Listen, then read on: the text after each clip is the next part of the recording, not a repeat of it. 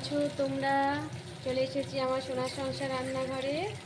এখন আমি রান্না করব পোনে মাছ।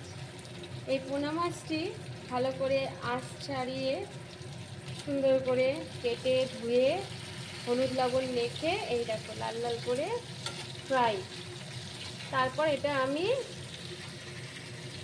করব ঝোল, পোনা মাছের ঝোল, ছিম দিয়ে পোনা মাছের ঝোলটা করব।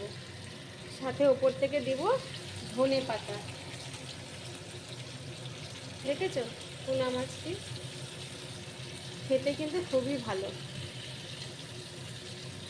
পোনা মাছ গরম ভাত দিয়ে, বাঙালির খাওয়ার তো মাছ, তো গরম ভাত দিয়ে এই পোনা মাছের ঝোলটি খেতে কিন্তু ভারী মজা লাগে। তোমরাও বানিয়ে খেয়ে নিও।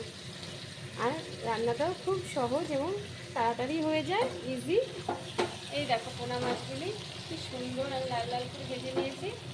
খানিকক্ষণ বাদে আমি এটা নামিয়ে ছিম দিয়ে, কালো জিরা ফোড়ন দিয়ে, কাঁচা লঙ্কা ফোড়ন দিয়ে এই পোনা মাছটি আমি রান্না করে ফেলবো। টাটা।